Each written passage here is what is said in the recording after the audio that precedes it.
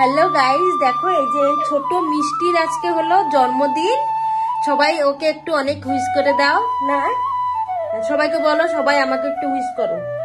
অডিয়ে কো কুহো কুহো অডিয়ে রে কুহো কো বলো বলো লো মতে টিকে সমস্তে উইশ করে দিও। মোর আজ জন্মদিন, সবাই একটু উইশ করে দিও। আজ ডিউটিতে যাওয়ার সময় সকালবেলা কিন্তু একটু দোকানে গিয়েছিলাম, তাই দোকান থেকে দেখো এই 2 প্যাকেট বিস্কুট এনেছি। 2 প্যাকেট বিস্কুটের সাথে 2টা বাটি ফ্রি দিয়েছে, তাই একটু দেখাচ্ছি। দেখো তোমাদের কত সুন্দর বাটি না, আমার কিন্তু টিফিনের কামও হয়ে যাবে। সকালবেলা আমি টিফিন নিয়ে যাই, তারপরে এসে যা যা কাজ তো কোনোদিন তোমাদের সাথে শেয়ার করি না, তাই ভাবলাম যে আজকে একটু শেয়ার করি। যে আমি সকালবেলায় সবসময় তোমাদের কাজ শেয়ার করি, আর দুপুরের পরে যে কত কাজ থাকে সেটা কিন্তু কোনোদিন ভিডিওতে শেয়ার করিনি, আর আজকেই তার জন্য একটু করে দিচ্ছি। দেখো গাইজ, এখন এসেছি হলো 5টার সময় ডিউটি থেকে এসে দেখেছে তো রান্নাঘরের অবস্থা কি ছিল। রান্নাঘর থেকে সব বাসন বের করে এখন মেজে নিচ্ছি, মাজা হয়ে গেলে তারপরে রান্নাঘরটা একদম ক্লিন করে দেব। তোমাদের সাথে সব তো এই 3 মিনিটের ভিডিওতে আমি কিছু দেখাতে পারি না, তার জন্য কিন্তু আমি একটা বড় ভিডিও করেছি, সেটা কিন্তু আগেই ছেড়ে দিয়েছি। সবাই একটু না দেখলে দেখে নিও, অনেক ভালো লাগবে।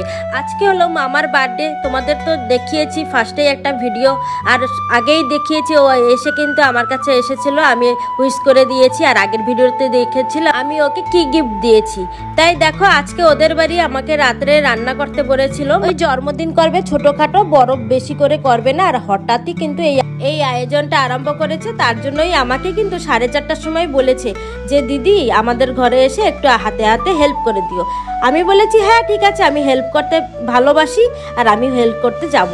তাই দেখো এই যে আমার কাজগুলো না করে গেলে তো ওইখানে গেলে লেট হয়ে যাবে না, তার জন্যই একটু আমার কাজগুলো শেষ করে নিচ্ছি। আর আজকে যার বার্থডে সেই কিন্তু আমার ফোনটা ধরেছে, তোমরা কিন্তু একটু পরেই ভিডিওতে দেখতে পারবে যে ও ফোন ধরে কেমন করতেছিল।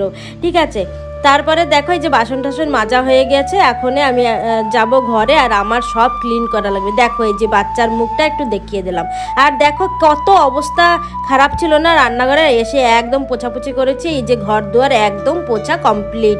কেমন লাগছে অবশ্যই বললো। আর দেখো এই যে আবার চলে এসেছি ওই দিদিদের ঘরে, আর একটু হেল্প করে দিচ্ছি। আটা মেখে দিচ্ছি পুরি বানানোর জন্য।